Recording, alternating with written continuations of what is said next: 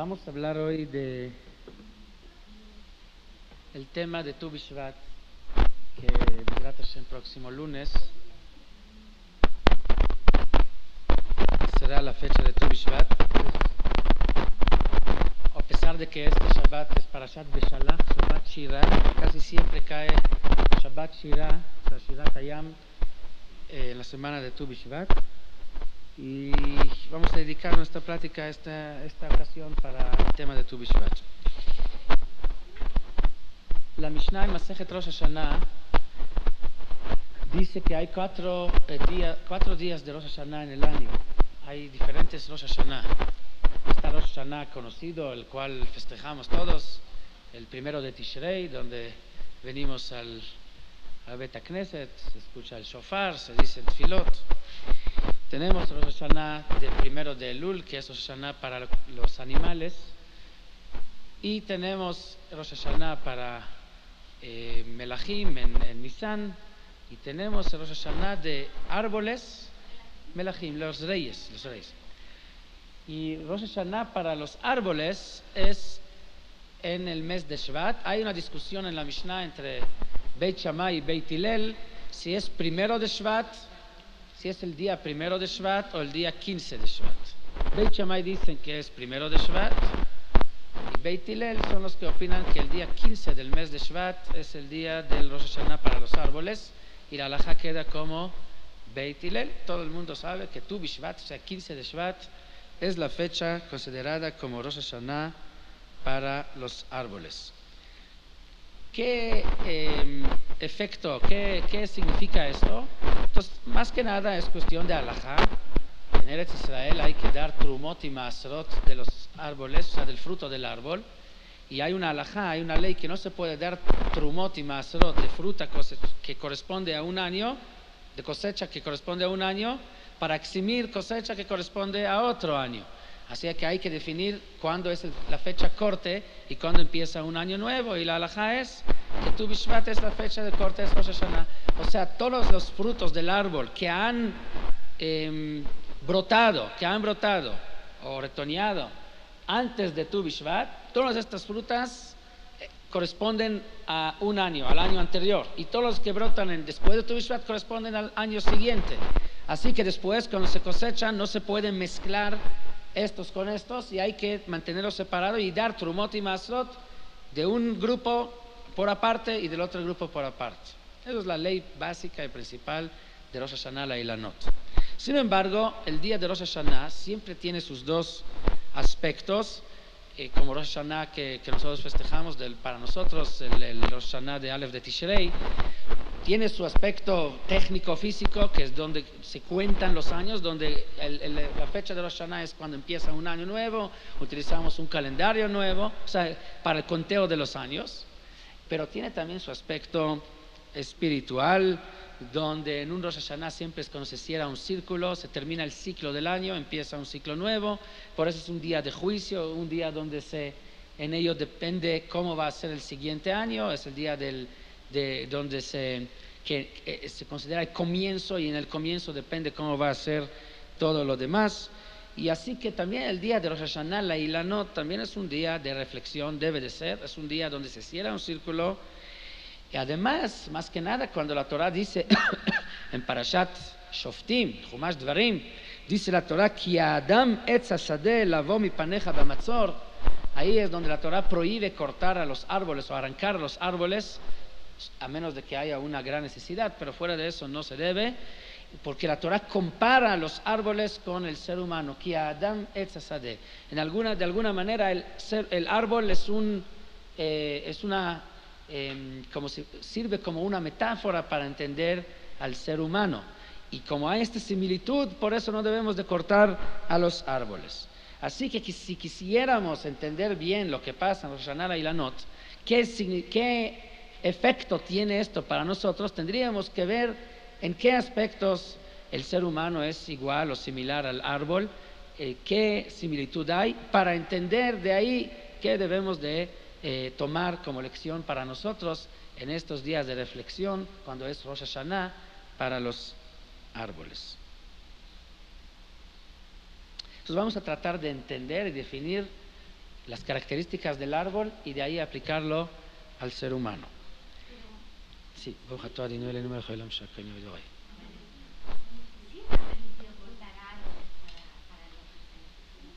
solamente caso de peligro o sí, si es para construir casas, sí, pero arrancar así árboles sí nada más está prohibido.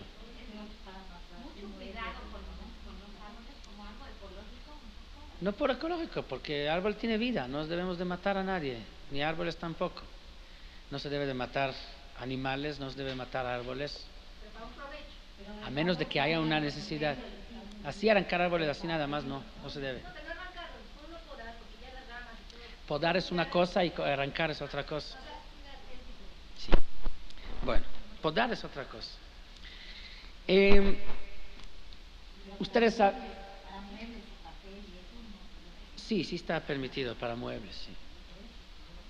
Bueno, ustedes saben de que hay diferencia en la brajá que hacemos sobre fruto de la tierra y fruto del árbol. Sobre el fruto de la tierra decimos la brajá de Boré Pri Adama y sobre el fruto del árbol decimos la brajá de Boré Pri Aetz. Pero para eso hay que saber qué se considera fruto de la tierra y qué se considera fruto del árbol. Entonces vamos a dirigirnos a la halajá, a la definición para la cuestión de la brajá, y esto nos va a ayudar para entender las características del árbol. La Gemara de Masejet Brajot, que habla acerca del tema, la Gemara dice una de las características básicas que con ellas te puedes identificar qué es un árbol que requiere la brajá de Boré Pri Aetz y qué es fruto de la tierra, que la brajá sería Boré Pri Adama. Y dice la Gemara en Daf Mem Amud Aleph, Masejet Brajot, dice así: Einchi dechishakalt lepeire ite legavza ve'adar mapik, aval einchi dechishakalt lepeire leite legavza ve'adar mapik Boré Pri Adama. Lo que significa es lo siguiente: si es que después de cortar el fruto, la rama queda y las raíces quedan y va a seguir dando de nuevo fruto, eso se le dice, esta especie es Boré Pri Aetz. Pero si es que al cortar la fruta ya no va a volver a seguir dando más frutos, a menos de que vuelvas a sembrar, esto es la indicación que la brajá sería Boré Pri Adama. O sea que, en otras palabras, ¿sí? Y además se trae la halajá, así explica el Tur, en el libro Tur de halajá, el libro anterior al Shulchan Aruch, que no depende tanto en las ramas, sino más que nada en las raíces. O sea, que si al cortar la fruta, las raíces siguen existiendo en la tierra, y estas mismas raíces son las que van a volver a dar frutos, ahí es donde se dice Boré Pri Aetz. Pero si hay que volver a plantar las raíces, quiere decir que es Boré Pri Adama. Quiere decir que la primera característica con la cual identificamos un árbol es el hecho que tiene raíces fijas y no raíces cambiables, que estas mismas raíces seguirán dando frutos el día de mañana sin la necesidad de volver a plantar de nuevo. Esa es la primera característica. ¿Cómo? No nada más semillas, hay frutos que también se dice Adama, frutos que requieren volver a sembrar.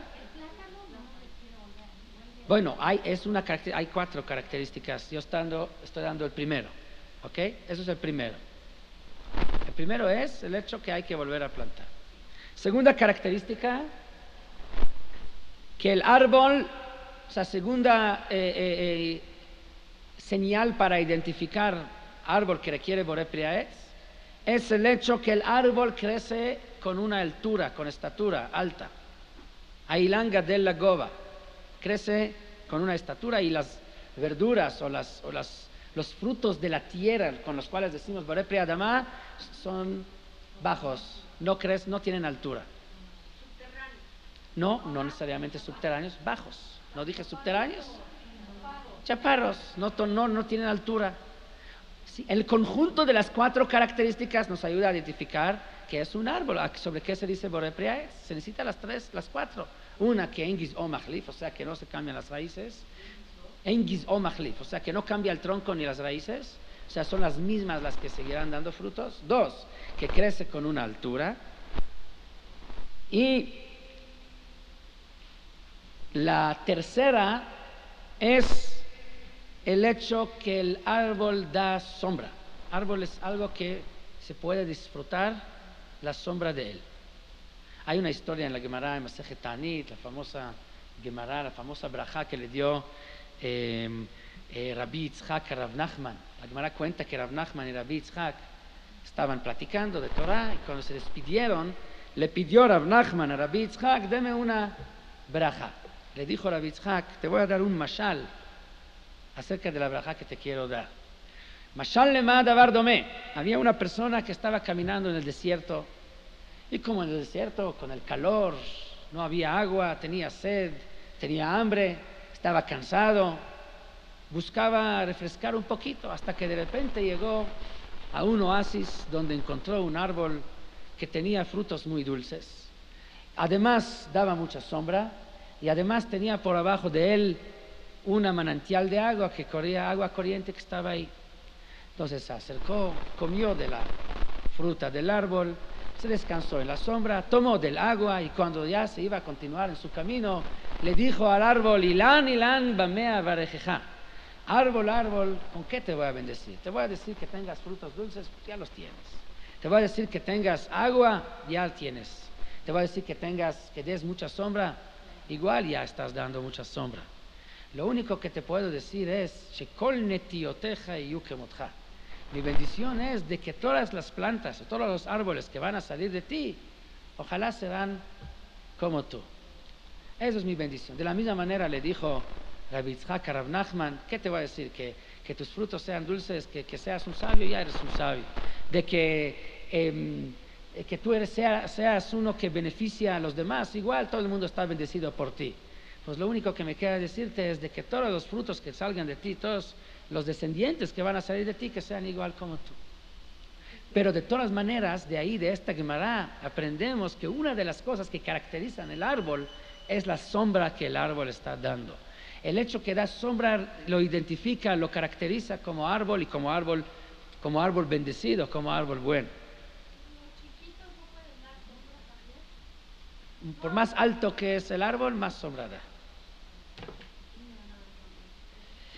Pues algo que es chaparro, pues no da mucha sombra, nada más muy poquito, no se puede disfrutar de esa sombra. Una cuarta característica del árbol es el hecho que de un árbol se puede sacar más árboles. ¿En qué forma? En forma de abrajá. ¿Qué es abrajá? Leabrij se llama, pero no injertar.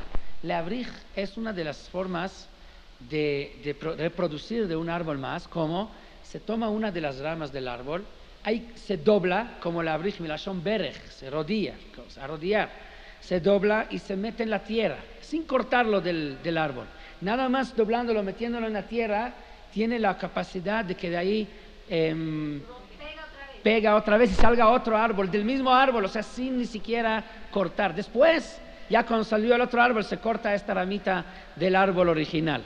Eso se llama leavrij, es uno de los melajot que están prohibidos en Shabbat, que están mencionados, y esto es una de las de los melajot que están mencionados en Masejet Kilaim, acerca de la cuestión de mezclar especies. Pero de todas maneras, leavrij es una de las características del árbol, que se puede del mismo árbol sacar nuevos árboles. Entonces tenemos 4 cosas que caracterizan al árbol. 1, engiz o machlif, no cambia su tronco, no cambia sus raíces, crece con una altura, da sombra y que se puede reproducir del mismo árbol otros árboles. Vamos a tratar de analizar cada una de estas características del árbol y ver lo equivalente que hay en el ser humano a esta característica. Vamos a ver cómo está cada uno de estos dentro del mismo ser humano y los que le permiten al ser humano aprender del árbol y, o más que nada, en estos días, o en este día que se llama Rosh Hashanah Hayanot, que siempre debe ser un día de reflexión, sería nuestra obligación de reflexionar acerca de estas 4 cosas que nos ponen equivalentes o similares al árbol. Dijimos que la primera característica es el hecho que el árbol no cambia sus raíces y no cambia su tronco. Es algo muy interesante. Ustedes saben que Newton descubrió la ley de la gravedad, la cual significa de que todas las cosas tienen una naturaleza de jalarse hacia abajo, hacia la tierra. Sin embargo, a pesar de que la naturaleza es de que todo tiene que caerse hacia abajo, el árbol tiene una naturaleza de que absorbe y jala desde abajo hacia arriba. ¿De dónde vive el árbol? O sea, las raíces absorben, chupan de la fuerza de la tierra y esto va subiendo y le da vida al árbol. O sea, va en sentido contrario el alimento del árbol, el cual le permite crecer y le permite vivir. Por más profundos que son las raíces del árbol, entonces más es notorio este camino opuesto, este sentido contrario de lo que absorbe el árbol, porque va de lo más abajo, más para arriba. Esta fuerza de jalar hacia arriba sigue existiendo en el árbol siempre. O sea, aún en el invierno, por ejemplo, cuando el árbol está completamente vacío de frutos, inclusive de hojas, se ve muy, muy feo, se ve inclusive como algo muerto. Parece como que ya no hay vida ahí, pero esto es nada más cuando vemos las cosas superficialmente. Externamente no se ve ningún movimiento, pero en el interior, adentro se sigue jalando desde abajo hacia arriba, el cual este movimiento que no se ve es el que va a permitir el día de mañana, cuando se acabe el invierno, empiece la primavera, o cuando viene Tu Bishvat, empiezan de nuevo a florear o a florecer o a retoñar los árboles. Esto se va a manifestar ahora a la vista de nosotros, lo que ya se trabajó todo el tiempo internamente. Internamente se siguió absorbiendo, jalando desde abajo hacia arriba, aunque cuando no se veía. Y ahora cuando vemos, lo que sale es nada más el resultado, es el extremo que vemos de lo que realmente se trabajó todo el tiempo. Es muy interesante de que en Pesaj, que es la fiesta de la liberación, ¿sí?, es la fiesta de la primavera. La Torah lo llama Chag Aviv. Dice el Remeir Shapira de Lublin, dice que ahí sucede también algo muy parecido. Durante ahí sucede algo que es ¿por qué le llama la Torah Aviv? Sucede parecido a lo que sucede en la primavera, porque en la primavera vemos todo lo que florece, todo lo que retoña. ¿Cómo? Aviv es primavera, pero ¿cuál es lo que pasa en la primavera? En la primavera vemos el extremo, vemos el final de todo el trabajo que se hizo en el invierno. En el invierno, cuando la tierra está cubierta con nieve, donde todo se ve que toda la planta está muerta, se ve que no hay ningún movimiento, no hay vida. Sin embargo, al mismo tiempo que nosotros afuera vemos como muerto, adentro sigue moviendo, adentro se sigue trabajando. Cuando disfrutamos en la primavera del florecimiento, disfrutamos realmente de todo lo que pasó en la época del invierno, donde se veía todo muerto. Dice el Remeir Shapira que esto es la esencia de Yetziat Mitzrayim. Fíjense que en Yetziat Mitzrayim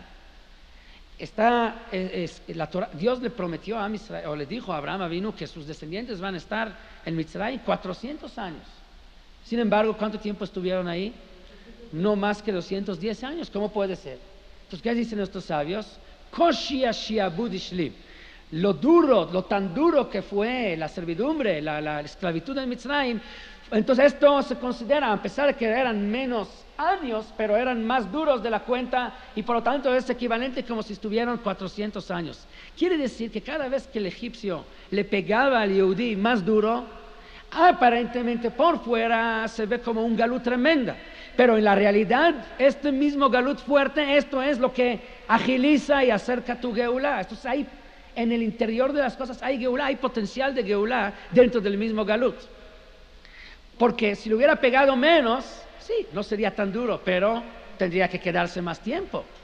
Al pegarle, al hacerle más difícil el galut, esto mismo es tu Geulá, porque eso es lo que permite que la Geulá venga antes. Que es lo mismo como la primavera. Por más duro que es el invierno, más va a florecer en la primavera. O sea, al mismo tiempo que se ve tan duro, que se ve tan muerto, este mismo esta misma muerte, esta misma dificultad, esto es tu salvación, esto es tu Geulah. Eso es lo que dice el Pasuk. Et tzara ile Jacob umimena yivashea. Muchas veces la tzara que viene a Jacob, mimena, esta misma es tu salvación. Es que nosotros tenemos una vista muy parcial, muy limitada, pero si hubiéramos tenido una vista global, una vista con amplitud, teniendo todo el panorama, hubiéramos recibido las cosas diferentes. Aún las cosas duras que creemos que los tomamos tan difícil, los recibíamos con más amor, porque hubiéramos dado cuenta que las cosas difíciles son parte de todo el bien que viene después. De la misma manera, el ser humano es como el árbol. El ser humano también tiene la ley de la gravedad, o sea, tiene una tendencia hacia abajo. Se está jalando hacia la tierra, la parte Adamá, la parte Adam, nos llamamos Adam, porque hay una parte de Adamá, de tierra en nosotros, es el peso que Dios nos puso en nuestros pies, que nos jala hacia abajo. Tenemos una tendencia hacia las cosas bajas. Sin embargo, somos como el árbol, tenemos la capacidad de agarrar las cosas bajas y jalarlos hacia arriba y elevarlos. Tenemos la oportunidad y la capacidad de, si es que tenemos raíces, como el árbol tiene raíces profundas, entonces tenemos la oportunidad de agarrarlas en lugar de caerse hacia abajo, tomar las cosas bajas y jalarlos hacia arriba, hacer lo que se llama Kiddush HaHomer. Pero ¿en qué depende? Depende que haya raíces que nunca sean cambiables, que sea Ein Giz'o Machlif, que tengamos un tronco firme, más raíces firmes y fijas, y no cada vez plantar de nuevo, no cada vez arrancando las raíces, poniendo raíces nuevas. De esa manera no funciona. La manera que para poder seguir dando frutos, aun cuando se ve duro, aun cuando en épocas que se ve que se quitaron todos los frutos, el árbol está muerto, pero si estamos pegados a la tierra con raíces fuertes, o sea, estamos pegados a nuestras raíces profundas, aun cuando se ve que está muerto, ahí se sigue moviendo y algún día van a brotar de nuevo las frutas, como hemos visto en Am Israel, en su historia. Habían épocas que parecía que el pueblo ya está muerto. Si alguien que hubiera estado aquí hace 25 años en México y volverá nada más hoy, después de 25 años, sin estar en toda esta época, hubiera dicho de que aquí es lo que pasó, es exactamente lo mismo lo que estábamos hablando. Parecía muerto, parecía que no había nada. Sin embargo, por las raíces tan profundas que nuestro pueblo tiene, se siguió trabajando y en algún momento de repente volvieron a salir de nuevo los frutos. Les voy a contar una historia que contó Arav Shvadron en Jerusalén, Rabbi Shalom Shvadron, muy famoso. Él era un orador de Jerusalén, el más conocido. Entonces él contó una historia que ocurrió, una historia real que ocurrió allá en Jerusalén hace un par de años. Ustedes saben que de Rusia llegó, en los últimos 15 años llegaron mucha gente de Rusia, muchos Yehudim, muchos desgraciadamente que no son Yehudim, pero también hay una gran porción de Yehudim en la emigración que vinieron. Olim, sí, se llaman Olim. Entonces, el judaísmo de Rusia, ustedes saben, durante los últimos 60 años se ha muerto. ¿Por qué? No porque querían, sino desgraciadamente la opresión de parte del gobierno comunista que prohibieron y que persiguieron a los judíos y principalmente a los que querían llevar el judaísmo, o sea, de manera que iba a matar al judaísmo, mató al judaísmo. O sea, era un judaísmo precioso en Rusia. Había muchos yeshivot, había mucho Torah y todo casi se perdió por la persecución del comunismo. Y parecía como un judaísmo muerto, y habían ahí millones de judíos. Estamos hablando de una comunidad la más grande, de 3 millones de judíos o más. Entonces, en esto de los Olim que llegaron a Israel, de repente empezó un movimiento de tshuva. O sea, es un milagro, porque ¿quién podía creer que judíos de Rusia van a volver a tener interés en judaísmo? Sin embargo, hay muchos muchachos jóvenes que hoy en día volvieron a acercar, entraron a yeshivot. Entonces, una de las yeshivot de Jerusalén, había un muchacho de Rusia que llegó de Rusia, le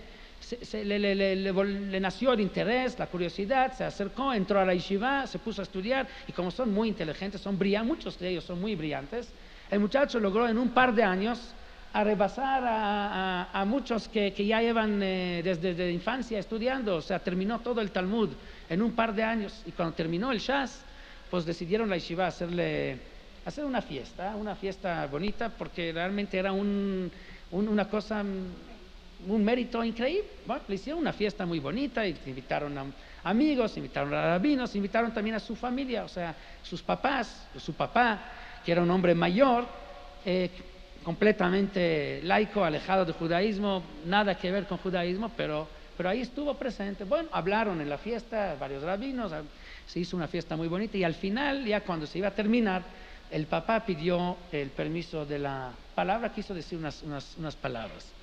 Y comentó él lo siguiente, dijo él así: hace 30 o 40 años yo estuve en Siberia.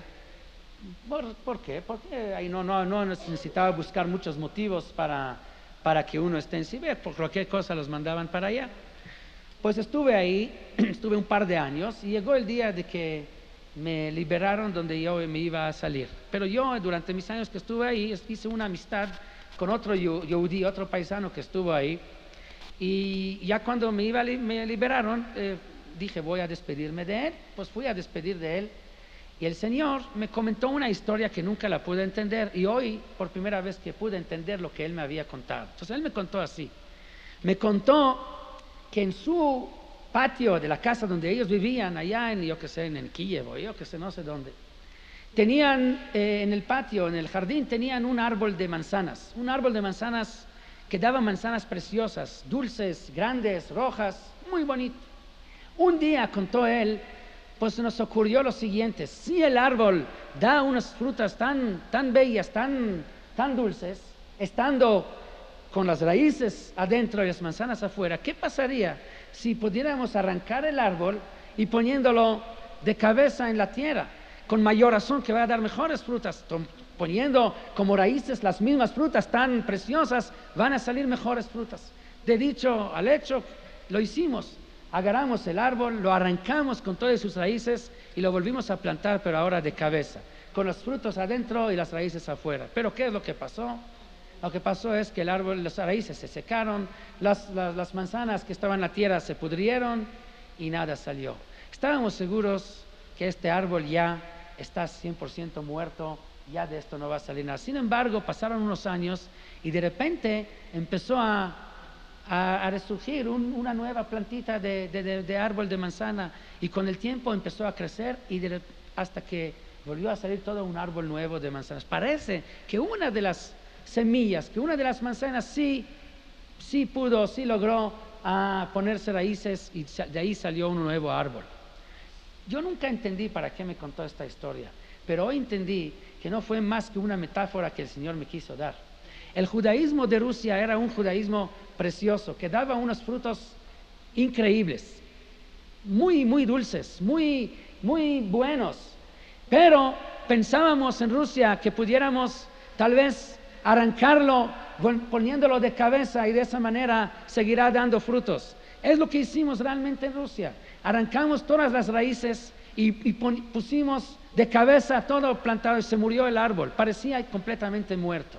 Sin embargo, a pesar de que parecía muerto, hoy en día me doy cuenta de que por lo menos una de las semillas, algunas volvieron a dar raíz, poner raíces, y otra vez volvió a crecer el árbol.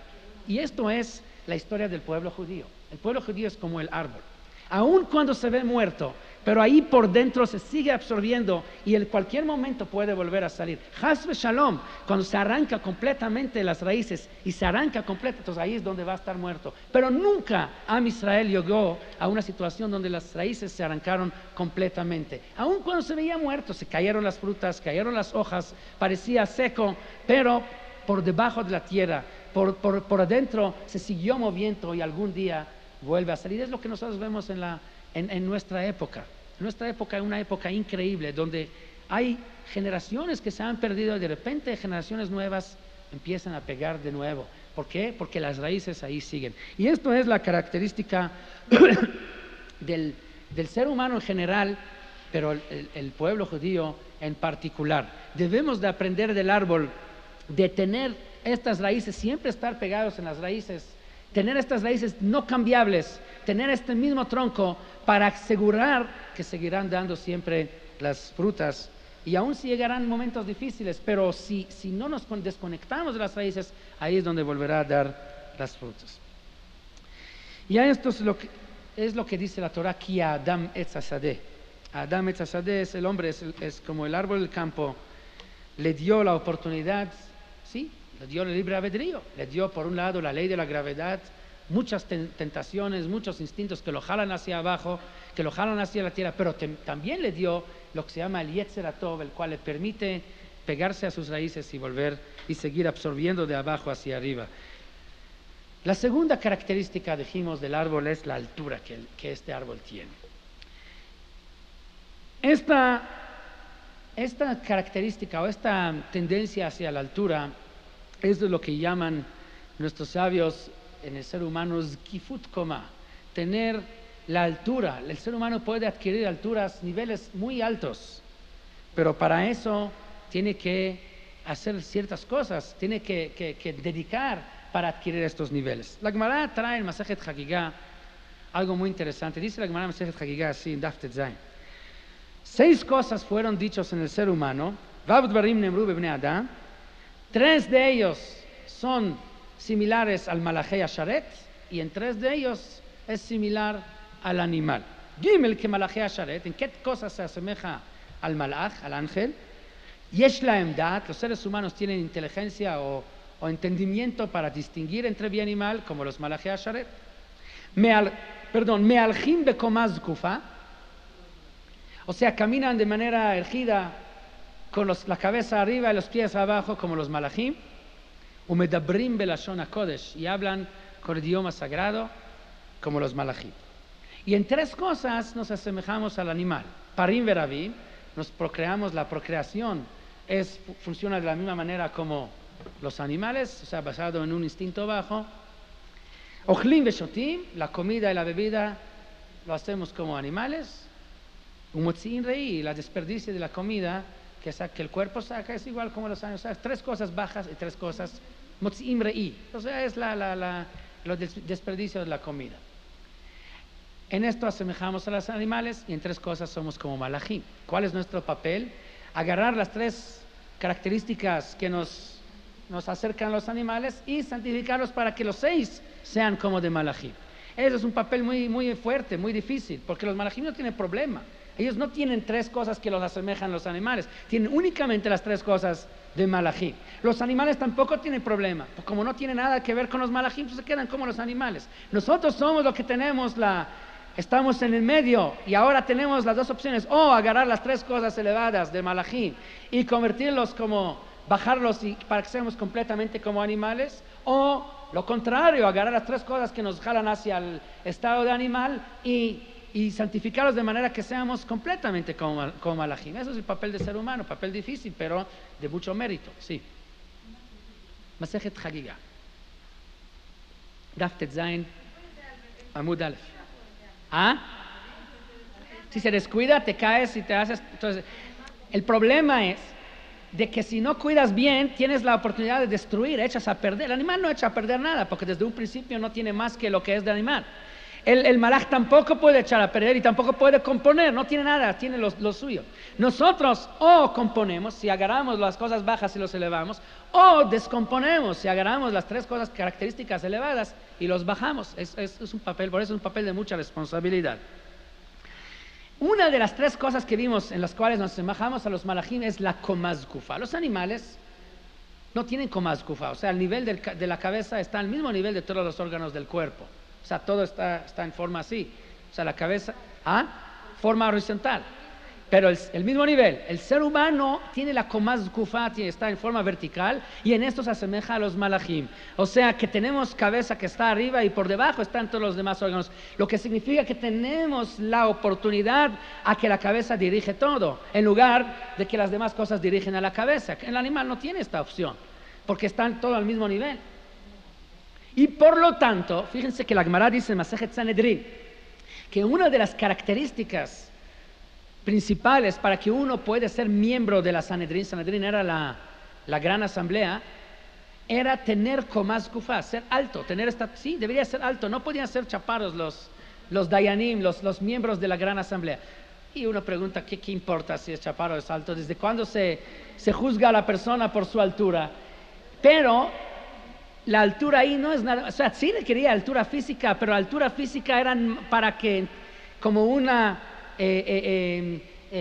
símbolo, sí, para entender cuál es el verdadero requisito del Dayan, que debía tener una estatura, una altura de nivel.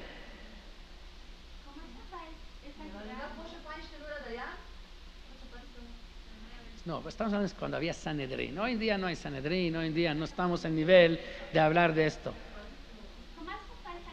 Sí, Komás Kufá es altura y Skufá significa en forma erguida. ¿Erguida se dice? O sea, erguida.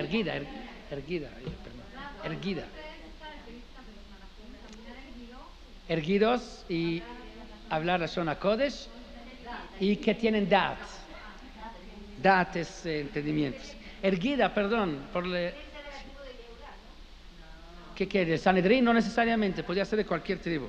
Ahora, el Maharsha explica así. Dice el Maharsha en Masejet Julin, cuando habla acerca de la forma erguida que debe caminar el ser humano. Dice, Anivraim, alu bivriatan chomer tzura vetachlit. O sea, porque la Gemara dice que Kol Maaseh Bereshit bekomatan nivreu, que Dios creó el Maaseh Bereshit a todas las criaturas bekomatan, con altura. Entonces dice el Maharsha, ¿qué significa esta altura? Homer tzura vetachlit. O sea, en otras palabras, que la altura representa el potencial alto que Dios nos dio. O sea, nos dio un potencial para adquirir niveles muy altos. Para llegar a tzura y para llegar a tachlit tzura es adquirir una forma elevada y llegar a un tachlit, llegar a una meta muy elevada. Dios nos dio todas las herramientas y todo el potencial para lograrlo. Depende de nosotros si vamos a adquirir esta altura o no la vamos a adquirir. ¿Qué es lo que le permite al árbol adquirir su estatura? La raíz y el tronco que tiene. Por más profundo, por tronco más firme, más fuerte y raíces más profundas que tiene, más altura puede adquirir. Más puede vencer la ley de la gravedad que lo jala hacia abajo, en lugar de que caiga hacia abajo, crezca hacia arriba. Quiere decir que aquí hay una cadena. Si hay raíces fuertes, raíces profundas, tronco fuerte, entonces existe la posibilidad de adquirir una altura considerable. Bien nutridas, así es, para poder absorber y jalar de la tierra. Por más jalas de la tierra hacia arriba, más altura adquieres. Por más que dejas a que las cosas caigan de arriba hacia abajo, pues menos altura adquieres. Y lo mismo debe ser en el ser humano. Por más raíces profundas que tiene, por más que trata uno de jalar las cosas de abajo y subirlas hacia arriba, más altura espiritual adquiere. Sin embargo, aquí hay algo que hay que explicar. Hay que explicar. La Gemara dice en Masejet Berachot, Kol hamehalech bekomaz zkufa, aquel que camina erguido, dohek raglei hashchina, está empujando o rechazando la Shechina, porque Dios no quiere la arrogancia, y caminar erguido significa arrogancia. Mi idmeli u mi ishveli, o sea, no hay nadie como yo. Y Dios no quiere esto, es lo que lo que más abomina es la arrogancia. Entonces, ¿cómo se reconcilian estos dos valores? Por un lado, el ser humano debe de adquirir estatura, debe de tener Komás Kufá como Malachei Asharet. Por otro lado, la arrogancia y la soberbia, que esto se simboliza con la forma erguida que camina uno, que están abominables por Dios, están rechazados. ¿Cómo funciona esto? Sí, bueno, vamos a explicar lo que quiere decir. El pasuk dice, hay un pasuk en Teilim que lo decimos cada Shabbat, Vechol koma lefaneja tishtachave. Vechol koma, cada estatura o cada altura, lefaneja tishtachave, ante ti tiene que inclinar. Lo que significa que para poder cumplir la prohibición de caminar bekomaz kufá, de caminar de manera erguida, primero tienes que tener altura. Si no tienes la altura, no puedes cumplir la ley de no caminar de manera erguida. Uno que es muy abajo, muy chaparro, no tiene problema, no puede él ni siquiera violar la ley de caminar. Entonces no tiene mérito cuando él no camina erguido, porque para tener mérito de no caminar erguido, primero tienes que tener altura. Tienes que, Vejol comá lefaneja tishtajabe. Para inclinarse primero tienes que tener comá. Si no tienes comá, no puedes inclinarse. ¿Qué es lo que significa esto? ¿Qué es lo que significa esto? Les voy a dar ejemplo. El Midrash famoso, hay un Midrash muy conocido acerca de Matan Torah, que el Midrash cuenta que las montañas se pelearon sobre cuál de ellas va a dar Dios la Torah. Entonces vino Monte Carmel y vino Monte Tabor y vino todas las montañas. Uno dijo sobre mí porque soy el más alto, el otro dijo sobre mí porque soy el más ancho, el tercero dijo sobre mí porque soy el más verde, y así todos se pelearon. Finalmente Dios decidió dar la Torah sobre cuál montaña, sobre el monte Sinai. ¿Por qué? Porque era la montaña más humilde, más chaparro, más bajito. Y Dios quiere la anavá, quiere la humildad. Pregunta a todo el mundo si es lo que Dios quiere, es la humildad, es que uno esté bajo. Entonces, ¿por qué lo dio sobre el monte Sinai? Hay lugares más bajos que el monte Sinai. Hay lugares planos. Hay el Mar Muerto todavía es el lugar más bajo del mundo. Entonces, mejor todavía. Pues de ahí aprendemos que lo que Dios quiere no es que bajemos. Dios sí quiere montaña, sí quieres que tengas altura, pero ya que tienes la altura de montaña, que ahí es donde sepas bajarse. O sea, no es ningún mérito ser humilde cuando tú todavía no adquiriste ninguna altura, cuando tú todavía eres verdaderamente bajo. Entonces esto no significa anabá, esto es al contrario. Ahí si hubieras tenido arrogancia serías tonto, ¿de qué te presumes? Pero ya que tienes altura, donde tienes motivo para presumir y no presumes, ahí es donde significa que no caminaste bekomá zkufá. Primero tienes que tener la comá y después tishtajabe bechol comá lefaneja tishtajabe. Y eso es la razón que Moshe Rabbeinu llegó a ser el hombre más humilde. ¿Por qué Moshe Rabbeinu es el más humilde? Porque por Moshe Rabbeinu llegó a la altura más máxima, llegó al nivel más elevado precisamente y quedó humilde. Entonces la humildad de él nadie puede alcanzar, porque para alcanzar la humildad de Moshe primero había que llegar a su altura y después bajarse como Moshe Rabbeinu. Pero uno que no llegó a esta altura y bajó, puede ser que hay otras personas que se bajaron y estaban en el mismo nivel de Anabá, pero la pregunta es ¿de dónde bajaron? No es lo mismo bajar de aquí que bajar de aquí. Moshe Rabbeinu llegó a lo más alto y de ahí bajó. Aquel que no llegó a esta altura, no, aunque bajó al mismo nivel que bajó Moshe Rabbeinu, pero no se considera el mismo Anab, porque no bajó tanto, no tenía tanto para presumir, entonces no tiene tanto mérito cuando no se presume. Entonces hay que caminar, hay que adquirir primero niveles muy elevados, entendiendo la importancia de la comá que tiene que uno alcanzar. No decir, bueno, como somos, no tenemos que presumir, entonces no tiene mucha importancia que yo crezca tanto. Tengo que, al contrario, tengo que mantenerse muy humilde, tengo que ser menos, no muy importante, no tengo que, ¿quién soy yo? No, esto es humildad falsa. Hemos platicado aquí en varias ocasiones que la fórmula correcta es la relación que hay entre un avión, el mashal bueno para esto es en un avión. En un avión que está en el aire, ¿qué tal si Hasbe Shalom, Dios no lo quiera, se descompone el motor? ¿Qué pasa? Hasbe Shalom, que no pase, el avión cae. ¿Qué pasa si el motor está perfecto, pero el tornillo que conecta el motor al fusilaje o a la ala, este tornillo es el que de repente se cansa y se rompe? ¿Qué va a pasar? Igual cae el avión. Ya han pasado desgraciadamente casos donde de repente cae el motor, nada más porque los tornillos que lo conectan, Ayefuta Homer, se cansó la materia y se desprendió el motor del avión y el avión cae igual. Ahora yo pregunto, ¿cuánto vale un motor y cuánto vale un tornillo? No, si vas a comprar en la tienda, el motor vale millones, el tornillo vale unos centavos. Pero ¿quién de los dos? ¿Qué importancia tiene uno y qué importancia tiene el otro? La misma importancia. Valor, el motor vale millones, el tornillo vale centavos. Pero importancia tienen los dos igual. Igual tiene que estar en estado perfecto porque cualquiera de las dos que se descompone, el avión cae. Esto es la fórmula. De importancia debe uno de entender que es lo más importante. Todo el mundo está parado sobre, así dice la Gemara, que uno debe de sentir como si sobre sus hombros está todo el mundo parado. Y si él actúa mal, afecta no nada más a él, afecta a todo el mundo. Él puede inclinar la balanza de todo el mundo. Y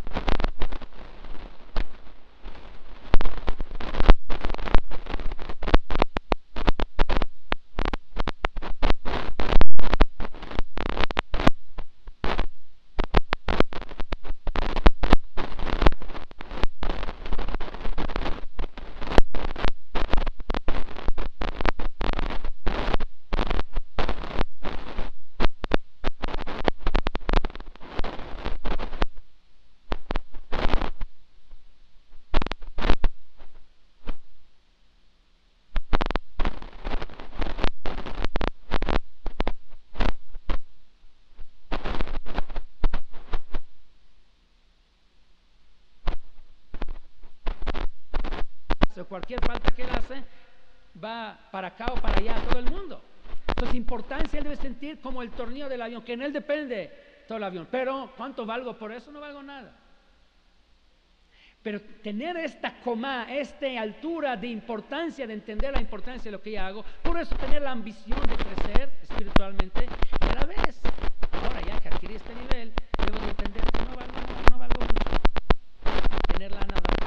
Y es por eso que Has Beniamir, la famosa senda de los justos, que él describe cuál debe de ser el proceso de crecimiento, de superación de la persona, trae la siguiente escalera. Dice, Torah primero es Torah. Torah es el primer escalón de la persona que debe dedicar a estudiar Torah. Ya que adquirió Torah, esto le va como una escalera, ya que pisaste bien el primer escalón, ahora puedes subir al siguiente escalón. ¿Cuál es el siguiente? Zeirut, prudencia.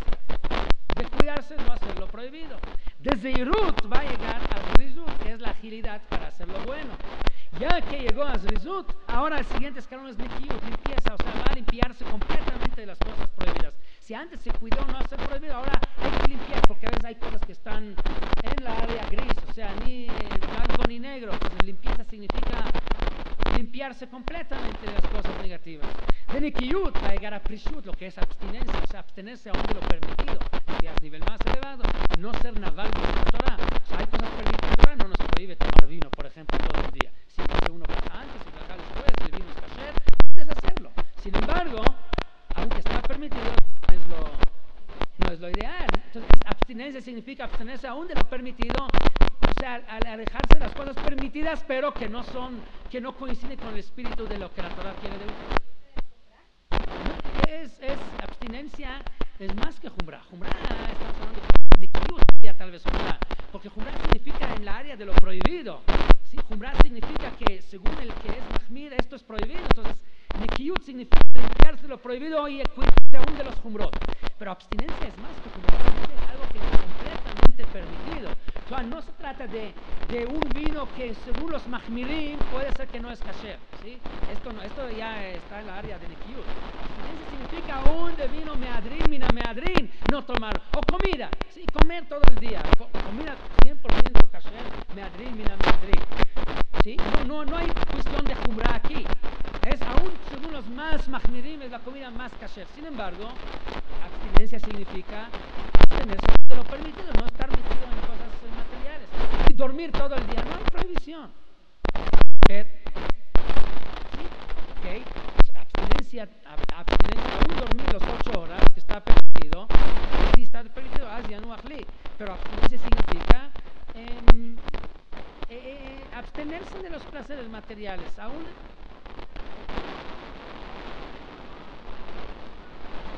Bueno, luego que sigue Tahara. Tahara es la purificación.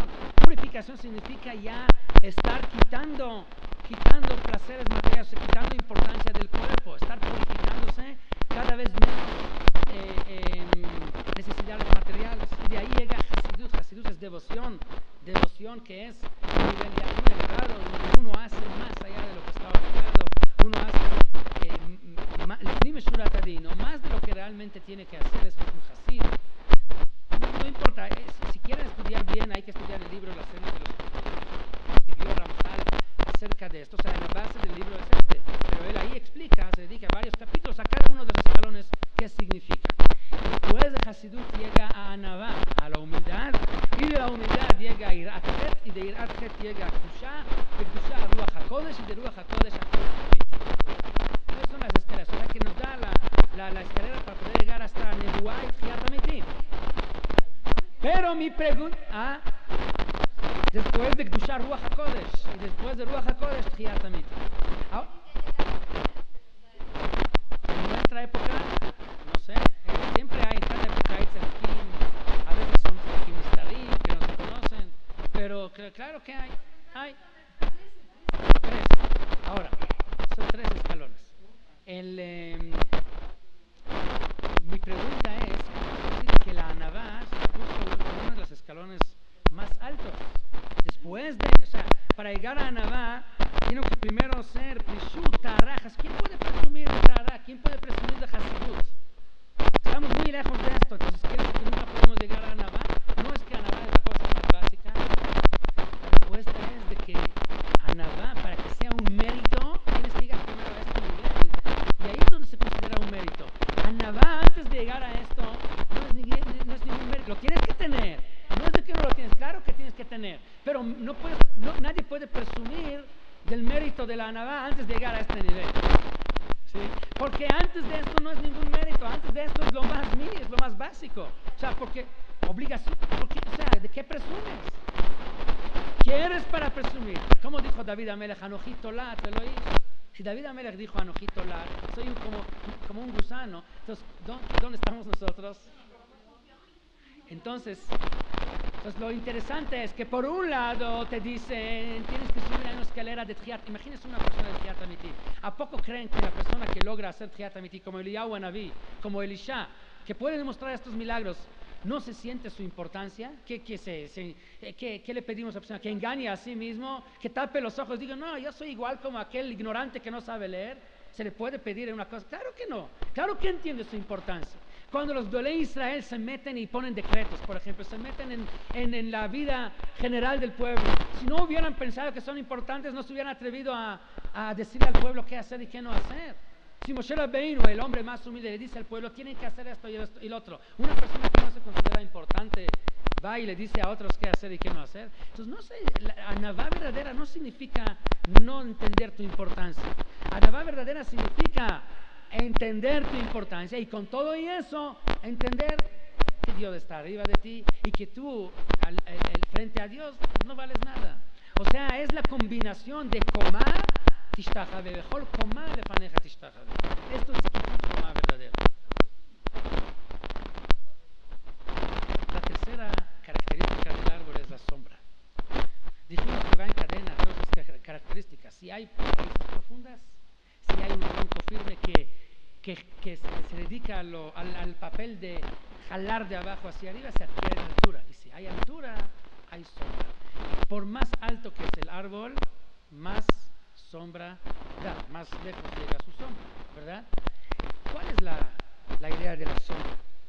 La sombra es un beneficio. El árbol beneficia a todos los que descansan en su sombra.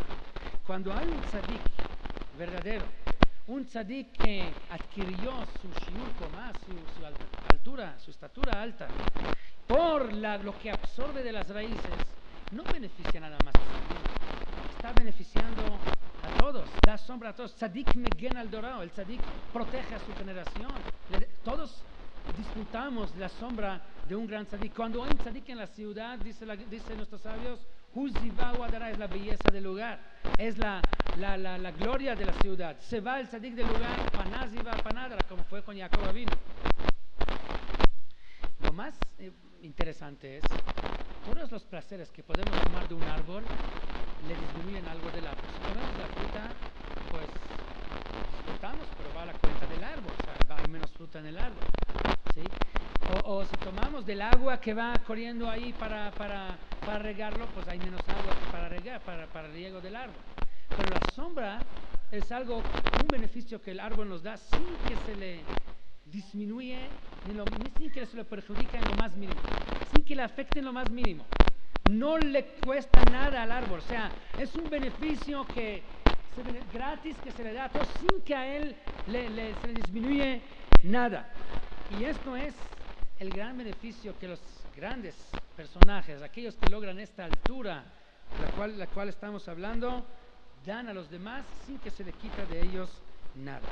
Y el cel, la sombra, es bueno. El árbol protege en las dos cosas, tanto para el calor como para la lluvia. Cuando hay lluvia puedes esconderse bajo las ramas del árbol, cuando hay calor puedes esconderse en la sombra de él, como dice el pasuk, Vesukati yel etzel yomam mejorev ulemachseu lemistor mizerem umimatar, así dice el profeta Yeshayahu. O sea, la sombra sirve para las dos cosas. Así de la misma manera, el tzadik que llega, a la persona que llega a adquirir estos niveles altos, protege a su generación por todos tipos de problemas o dificultades que hay. Misera y matar utzel misharab. Y esto es lo que Moshe Rabbeinu, cuando mandó a los Meraglim a Eretz Israel, les dijo que una de las cosas que tendrían que checar es Hayesh ba'etz im ain, ¿hay árbol o no hay árbol? Dicen nuestros sabios en el Midrash, la Gemara, dice que ¿a qué se refería Moshe? Se refería para ver si tienen un tzadik que viven entre ellos, que los protege. Hayesh ba'etz, etz milashon utz. Había una persona que vivía en Eretz Utz. ¿Quién era? Iyov. La pregunta era, ¿Iyov vive o no vive? Porque si Job vive entre ellos, el tzadik los protege, les da mucha sombra, y si les da sombra y están protegidos por el tzadik, nosotros no vamos a meterse con ellos. Tenemos un problema. Pero si ya no tienen a Iyov, ya no están tan protegidos. Y Abraham vino y hizo lo mismo con Sdom y Amorá, cuando Dios iba a destruir a estas ciudades. ¿Qué le dijo Abraham a Kadosh Baruj Hu? Si hay 50 tzadikim, no puedes destruir la ciudad. Si hay 40, si hay 30, si hay 10, o sea, si hay tzadik, todo el mundo se beneficia de él. Y la última característica es el poder que tiene el árbol reproducir un árbol nuevo. Se toma de la misma rama del árbol, se mete en la tierra y vuelve a crecer una nueva. El pasuk dice Kiner mitzvah ve Torah or. La Torah y los mitzvot se consideran como la vela y la luz. Cuando tenemos una vela prendida, de nerle hadler, nerle mea, con esta vela podemos prender más velas. Y igual no se le quita nada a la vela original, no le cuesta nada y se puede prender más velas. Cuando hay una persona que absorbe de las raíces, donde el tronco hace su papel de jalar de abajo hacia arriba, adquiere su altura, da sombra y protege a los demás, el resultado final es de que de él salen nuevos árboles. La gente aprende de él sin que cuesta nada y de su luz se iluminan a otros. Y eso es lo que permite el crecimiento y el florecimiento, que desde un árbol se puede finalmente salir toda una huerta. Y esto es la reflexión que debemos de hacer en este Rosh Hashanah Leilanot. Rosh Hashanah Leilanot, que es el día de reflexión, día de donde se cierra un círculo para el árbol, donde el árbol no es más que un mashal a nosotros. Debemos de reflexionar dónde estamos nosotros en todo este proceso, donde debemos de ser similares al árbol. La Gemara dice en Masejet Rosh Hashanah que ¿por qué Tu Bishvat es la fecha? ¿Por qué se decidió que Tu Bishvat es la fecha del Rosh Hashanah de los árboles? Dice la Gemara porque hasta Tu Bishvat los árboles se alimentan del agua del invierno pasado, no del último, sino del pasado. Bueno, no en México no funciona así, porque en México cae lluvia en verano, pero lo normalmente casi la mayoría de los países, y principalmente en Israel, invierno es el tiempo de lluvia. Pero cuando empieza a llover en el mes de Heshvan, de Kislev, el agua tarda hasta que se filtra y entra a la tierra y empieza a alimentar a los árboles. Hasta Tu Bishvat todavía los árboles se mantienen, se alimentan del agua del año pasado. De la nueva lluvia, que de la última época de lluvia, apenas en Tu Bishvat empiezan a absorber del nuevo agua que cayó. Y por eso es la fecha corte donde se considera un año nuevo. De la misma manera, el ser humano, para llegar a todo lo que se tiene que llegar, como el mashal de los árboles, se tiene que mantener todo el tiempo de agua fresco, de agua nuevo. Agua en Maim la Torah, agua es Torah. El agua que mantiene a nosotros, el manantial de agua que corre por debajo de los árboles para darles su alimento a nosotros, es la Torah. Y nosotros tenemos todo el tiempo que refrescarnos. En Tu Bishvat es el tiempo mesugal, es el tiempo que tiene la capacidad de empezar a utilizar de nuevo el agua nueva, o sea, refrescarnos a la absorción del agua que está corriendo por debajo de nosotros, la cual nos va a permitir el crecimiento hacia las alturas que debemos de llegar.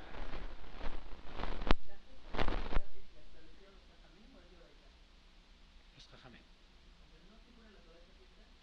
No, la Torah no figura. La Torah sí figura que tiene que ser el Trumot y Masrot siempre del año nuevo para el año nuevo, y no podemos mezclar, pero la definición cuándo es el año nuevo, esto está en la Mishnah.